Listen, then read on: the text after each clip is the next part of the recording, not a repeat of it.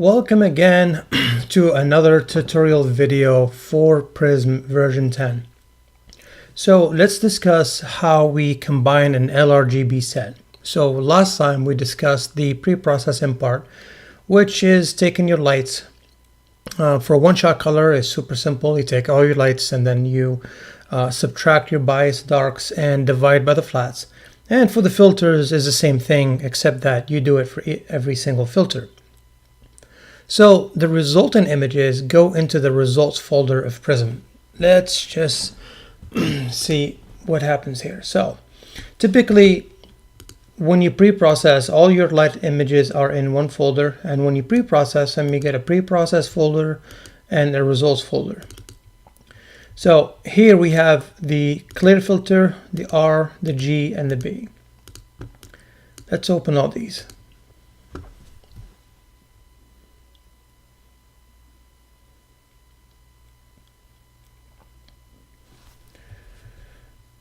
So here are our images.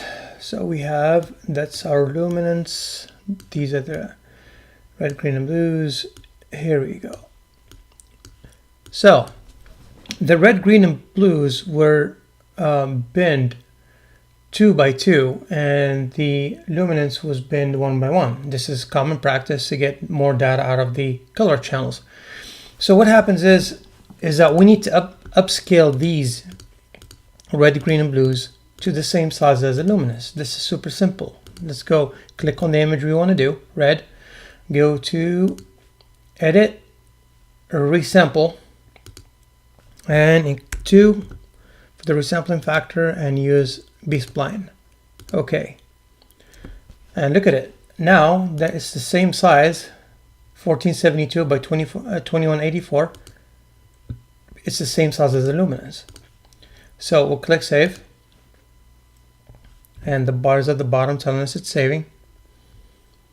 We'll do the same thing for green. Press edit, resample, factor of 2, and use B-spline. Press save. It's saving, and we'll do the same thing for the blue channel. Press edit, resample, and 2, factor of 2, and B-spline as the interpolation method. Here we go, and we're saving. Now, what happens when one of these images is actually, say you did the meridian flip or something, and the image end up being rotated. So let's rotate the blue image. So edit, and let's just mirror an X. Here we go. I mean, just from the galaxy, the orientation of the galaxy, you could tell that, hey, it's rotated. So let's save it. The trick here is, again, as anything, Prism is simplicity. The tools are very powerful and they're simple to use. Let's close all these. So you go to here, stack and registration, batch register. So the shift and registration type, we want automatic using stars, translation, and rotation. Especially if you have dither between your images, they're going to be shifted. And rotation, that happens because of, meridian flip or because of other factors, but the pre-processing typically takes care of that. And the shift, we don't want any additional shift. We want to use a 1024 by 1024 pixels. This is going to speed up the calculation. And this is used for the working area where Prism finds the stars. Add prefix to registered images, otherwise override images. So if it'll add something like a prefix to the image is called decal, as in shifted, so that you know which ones are shifted, which ones are not. And you can display a plot of the shift. So let's remove this. I want it to override the images. Your reference image, I always use my luminance, which is this guy. And the rest we select all 3, red, green, and blue, just like that. And let's push this to the side and press OK. So what's going to happen here is going to look at all the images and make sure that they're the same pixel type and the same size. So as we made sure with resampling, they're actually the same size, all four of them, which is a good thing. So it looks for 533 stars. This is the number of stars it found, and then it's going to open the RGB channels and check for the same stars or a smaller number of stars to match between all three images.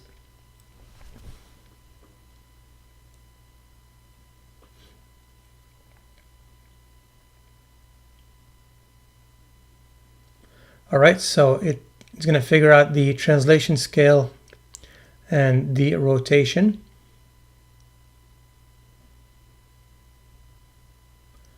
Next one, you see the translation, which is the shift, and the rotation, 0.066 degree.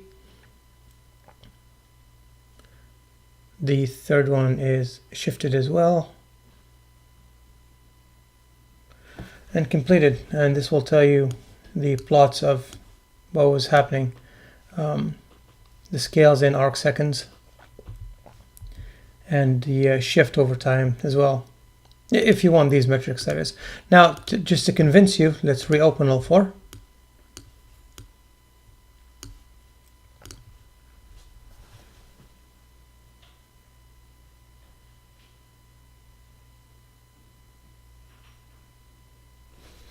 All right, so this is our clear,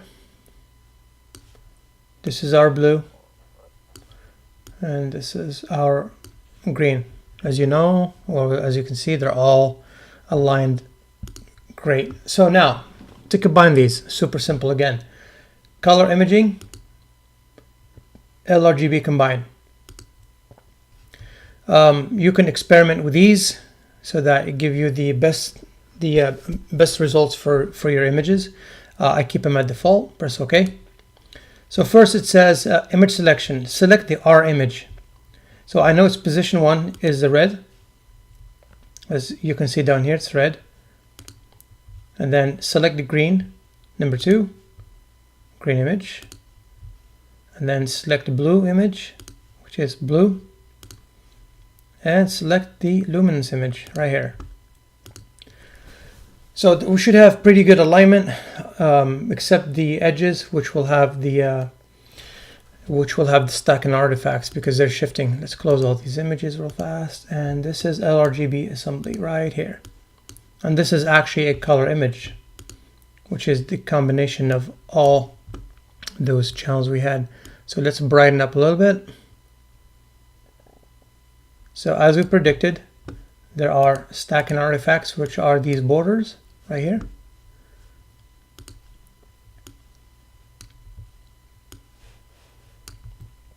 All these borders are the differences between the shifted frames. So let's continue on and do a quick process here. So the next step is to use the auto translate color planes. This will ensure sub-pixel alignment. It even found some shifts, which are super small. This is great. So the next step, grab the crop tool right here, crop, go to the edge, take a good chunk off that's possibly have issues, and this is good. Click, there we go. And for this, you can lower the noise if you wish, or you can do, say, remove the background to flatten it.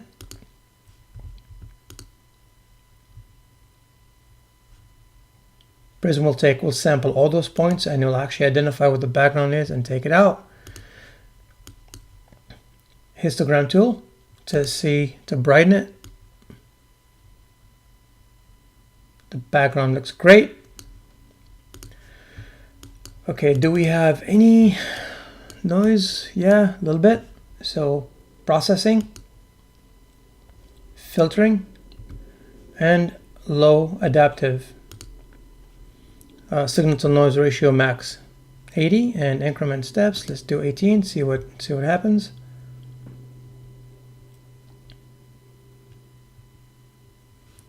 Yep, noise is lower.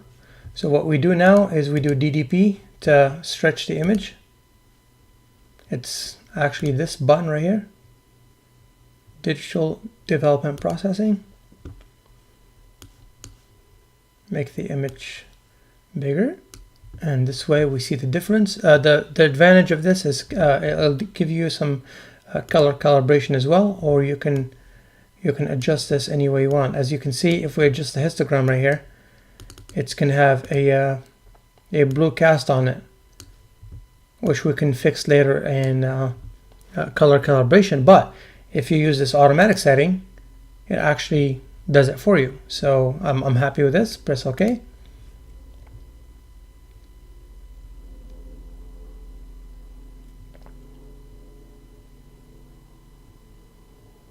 And there you have it. An excellent image. Let's brighten it a little bit.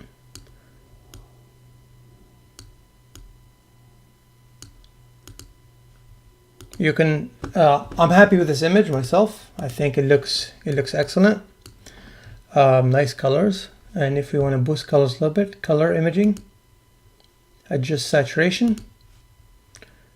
And again, it gives us the before and after, which is great.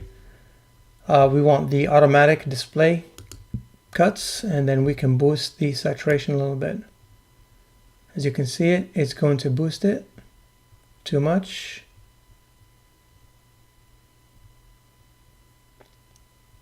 That looks good to me. Again, this is the artistic side, so it's all opinions. Press OK. Yep, a little bit of color boost. And I think this is ready to be exported. This is ready to be exported. So we go to File, Export to. You can send this to JPEG, so you can share it with your friends online, you know, to your Flickr account, Astrobin account, or you can take it to Photoshop, for example, and you export this as TIFF, TIFF 16-bit. Take it to Photoshop and carry on. Just like that. What's really great about Prism is that this is a FITS file. So if you go to Information tab and you go to History, you're going to know exactly what we did to it, all the way from the beginning, every single step. So you can backtrack all the way to the beginning. If you're not happy with it, or if you want to backtrack all the way to the beginning and just take it to Photoshop and go from there, or you can just use Prism, which is what I do, to keep things simple and very elegant. I really like the simplicity, and this is what we're trying to show you guys. This is a very powerful software that contains everything from acquisition all the way to pre-processing, post-processing, and even exporting to continue on in another software package. I hope you guys enjoyed this video. If you have any questions, please ask me, and we can do another run of this process with other objects just to solidify the knowledge. I wish you a clear night, and thanks for choosing Prism.